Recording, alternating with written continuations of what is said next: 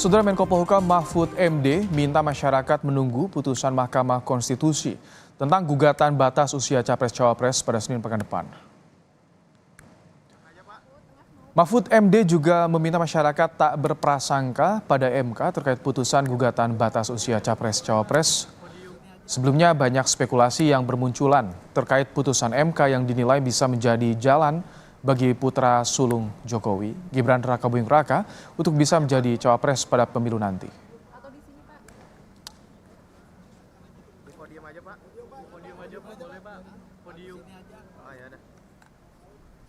Tidak usah banyak prasangka juga kepada MK. Jangan-jangan nanti kita meramal lalu salah lagi kayak dulu. Ya kan? Ada yang meramal gini ternyata MK-nya enggak apa-apa, lalu salah semua ramal. Padahal rakyat sudah terlalu ribut.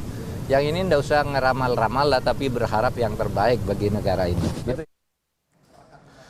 Pergerakan Advokat Nusantara atau Perkat Nusantara menyampaikan somasi pada Ketua Mahkamah Konstitusi MK dan 8 hakim konstitusi lainnya. Surat somasi ditujukan terkait status kekerabatan Anwar Usman selaku Ketua MK dengan Presiden Joko Widodo yang rawan konflik kepentingan.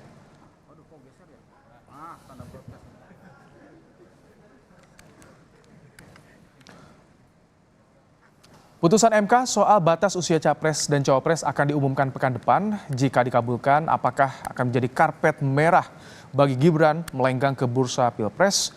Apa dampak keputusan MK bagi demokrasi? Kita akan bahas bersama Koordinator Tim Advokat Perkat Nusantara, Petrus Celestinus, dan juga ada Ketua Perhimpunan Bantuan Hukum dan HAM Indonesia, Julius Ibrani. Selamat petang, Bang Petrus, Mas Julius.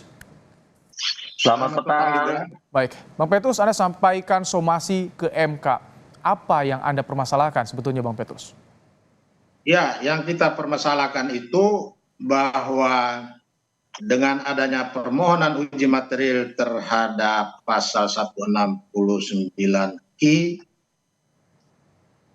Undang-Undang Nomor 7 Tahun 2017 tentang Pemilu, maka sekaligus menempatkan 9 hakim konstitusi di Mahkamah Konstitusi itu ada dalam posisi konflik kepentingan. Kenapa konflik kepentingan? Karena kita tahu bahwa selama ini Mahkamah Konstitusi telah mengalami 3 kali perubahan undang-undangnya, termasuk juga 3 kali mengalami perubahan usia batas minimum seorang calon hakim konstitusi dan batas usia maksimum dia pensiun. Dan prosesnya melalui DPR.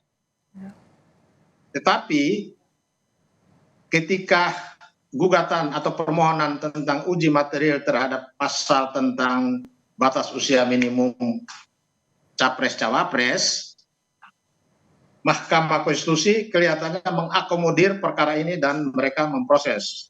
Padahal sebelumnya Undang-Undang Pemilu pun sudah mengalami 3 kali perubahan dan 3 kali itu juga menyangkut batas usia minimum dan maksimum Capres-Cawapres. Tapi kan belum bisa ditebak, Bang Petrus, arah putusannya nanti kemana?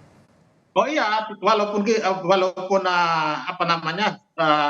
belum bisa ditebak, tapi dengan mereka sudah berkepentingan, karena kepentingan mereka, kalau misalnya perkara ini selesai, tidak tertutup kemungkinan setelah mereka mengubah pasal tentang usia minimum batas cawapres, hakim konstitusi pun segera akan mengubah usia mereka sendiri melalui Mahkamah Konstitusi, tidak repot-repot lagi di DPR. Karena kita tahu bahkan sudah menjadi rahasia umum, proses perubahan undang-undang melalui DPR itu jalannya panjang dan berbiaya tinggi. Sedangkan merubah, apalagi itu menyangkut kepentingan mereka sendiri, mereka akan dengan mudah memproses di Mahkamah Konstitusi. Disitulah saya lihat mereka berkepentingan. Baik, kami tangkap. Saya berikan kesempatan Mas Julius, rawan konflik kepentingan. Apakah putusan nanti akan berpengaruh pada pamor Jokowi menurut Anda? Oh ya jelas, kita tidak sedang berdukun ria, kita tidak sedang menebak-nebak, tapi analisis ini berdasarkan fakta lapangan yang terjadi. Pertama, Presiden Joko Widodo seringkali melompati proses legislasi yang begitu panjang yang Bang Petrus jelaskan tadi dengan mekanisme positif legislasi konstitusi. Itu satu. Ya. Yang kedua, kita perlu lihat komposisi hakim hari ini ya itu memiliki konflik kepentingan tingkat tinggi yang kadarnya sudah tingkat tinggi ya di mana ada hubungan pribadi antara Presiden Joko Widodo dengan Ketua Mahkamah Konstitusi selaku adik dan kakak ipar. Ini jelas melanggar kode etik, akan tetapi tidak diperiksa juga. Tidak ada heboh segala macamnya.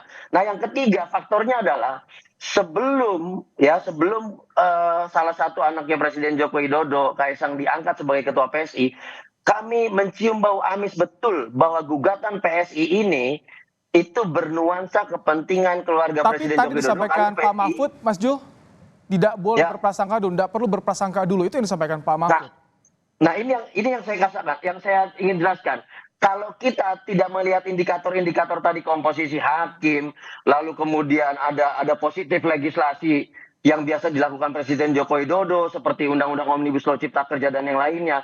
Dan yang ketiga, penggugatnya adalah Partai Komprador Presiden Jokowi. Sebelum Kaisang diangkat sebagai ketua umum, PBAI telah menyatakan dengan tegas ini berbau amis. Kenapa? Ini partai kompradornya Jokowi. Jadi bisa dikatakan itu sebagai representasinya Presiden Jokowi yang maju ke Mahkamah Konstitusi. Nah, indikator inilah yang kemudian membuat Mahfud mengatakan publik harus bungkam. Publik tidak boleh Tapi bicara. kan Publik harus siapapun percaya. boleh, Mas Jul, siapapun boleh ya kan mengajukan uji materi ke Mahkamah Konstitusi dan itu berhak juga untuk diproses di Mahkamah di MK. Kalau sesimpel itu, betul. Setiap warga negara berhak mengajukan ke Mahkamah Konstitusi, betul. Tetapi ada latar belakang terkait dengan Mahkamah Konstitusinya, terkait dengan Presiden Jokowinya, terkait dengan partai PSI-nya, dan ini juga bicara soal banyak hal yang janggal di Mahkamah Konstitusi selama ini kita tahu. Dari dulu namanya sudah berubah-berubah, dari Mahkamah Konstitusi ke Mahkamah Kalkulasi karena ngitung perselisihan hasil pemilu, lalu berubah jadi Mahkamah Korupsi karena 2 hakimnya ketangkap korupsi, dan sekarang MK-nya berubah jadi Mahkamah Baik. Keluarga. Nah, ada banyak hubungan keluarga di dalam satu perkara. Ini Baik. yang tadi Bang Terus bilang harus dihindari oleh seluruh hakim. Baik. Karena yang fatal begini, izin Mas, yang fatal itu begini. Mahkamah Konstitusi pernah menyatakan dirinya bukan lembaga peradilan, sehingga dia tidak boleh diawasi oleh komisi yudisial. Artinya dia di bawah kewenangan eksekutif, legislatif, dan yudikatif. Dia di atas. Gitu. Baik. Nah, faktanya sekarang dia seperti terasa di bawah kekuasaan eksekutif. Ini fatal. Ini kan Bang Petrus sudah menyampaikan somasi. Di MK kan ada Majelis Kehormatan MK, Bang Petrus. Ini kan juga bisa menjadi nanti sandaran ketika sudah diputuskan. Bagaimana menurut Anda, Bang Petrus? Jadi kita tadi somasi itu kan kita beri waktu 3 kali 24 jam. Supaya 9 orang itu harus menyatakan diri mundur, dan ini sesuai dengan perintah undang-undang kekuasaan kehakiman. Mundur di persidangan, bukan mundur dari MK, Bang Petrus? Tidak, mundur dari persidangan perkara ini. Apalagi perkara yang diajukan oleh PSI, ketua umumnya sekarang sudah Kaisang.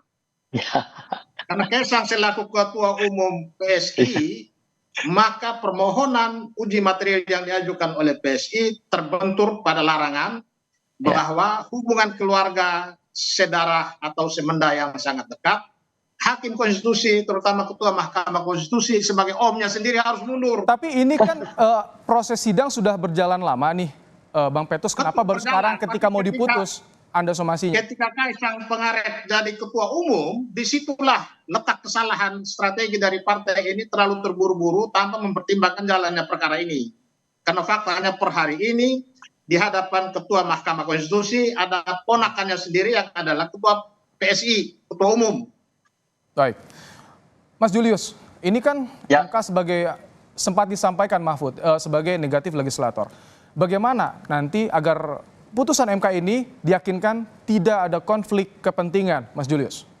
Nah, ini yang sesat, pernyataan Prof. Mahfud yang sesat. Tolong dibaca lagi putusan Mahkamah Konstitusi. Mahkamah Konstitusi sudah bisa jadi positive legislation karena kebutuhan perubahan undang-undang yang perlu percepatan, dan itu harus melampaui proses lama di DPR. Itu harus diralat itu. Prof. Mahfud sembarangan ngomong. Tapi yang saya katakan begini ya, kalau Prof. Mahfud bilang ini negatif legislation tidak bisa dan segala macam, maka dari awal gugatan ini harusnya ditolak.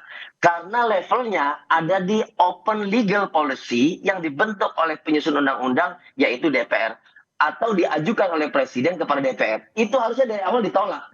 Tapi ketika ini bergulir sampai panjang, Artinya yang dijelaskan oleh Prof. Mahfud itu cuma gimmick, gitu, cuma kebohongan publik. Arah putusan MK bagaimana menurut Anda, Mas Julius, artinya? Oke, kalau dari kita lihat sejak awal ya, sejak panel kemudian ke pleno segala macam ini terus bergulir panjang, lalu ada kejanggalan tadi, ada konflik kepentingan, hubungan darah, masih terus juga diproses. Dan hari ini saya mendapatkan video ya, bahwa Ketua MK Anwar Usman dalam sebuah forum publik itu menyebarluaskan persepsi terkait dengan apa gugatan atau perkara yang sedang diperiksa. Ini nggak boleh hakim ngomongin perkara yang sedang diperiksa. Apa yang diomongin bahwa Walaupun itu kan belum tentu ya, belum tentu berkaitan langsung nanti dengan putusannya, Mas Julius. Hakim tidak boleh membicarakan putusan di ruang manapun, di ruang publik. Hakim hanya boleh bicara putusan di rapat permusyawaratan hakim. Di luar itu tidak boleh, dilarang. Itu melanggar kode etik. Yang kedua, yang disampaikan dalam forum oleh Anwar Usman adalah bahwa banyak pemimpin-pemimpin muda sejak zaman Rasulullah mampu memimpin negeri dengan baik. Ini jelas terkait dengan gugatan PSI. Baik, saya ingin kembali ke Bang Petrus. Bang Petrus, beberapa hari lagi ini akan diputuskan. Apa yang Anda harapkan dengan putusan nanti agar tadi ini meyakinkan publik tak ada konflik kepentingan, Bang Petrus? Ya, kita tidak masuk ke dia mau putus seperti apapun, karena masalahnya kita dari aspek prosedur, ya ada larangan undang-undang ketika seorang hakim ya memiliki hubungan keluarga dekat dengan pihak yang berperkara sesuai dengan ketentuan undang-undang tentang kekuasaan kehakiman pasal 17 itu, maka hakim itu harus mundur. Ya. Begitu juga 9 hakim konstitusi itu berkepentingan dengan nasib mereka juga. Nah, untuk itu kita minta 9-nya harus menyatakan mundur, dan proses perkara ini ya silakan kalau mau. Sesuai dengan somasi yang Anda sampaikan ya, Bang Petrus, kami tangkap. Bang Petrus, terima kasih. Mas Julius Ibrani juga terima kasih telah meluangkan waktu dalam program Kompas Petang sore hari ini. Sehat selalu, Bapak-Bapak. Terima kasih, Mas Ibrahim. Baik. Terima kasih.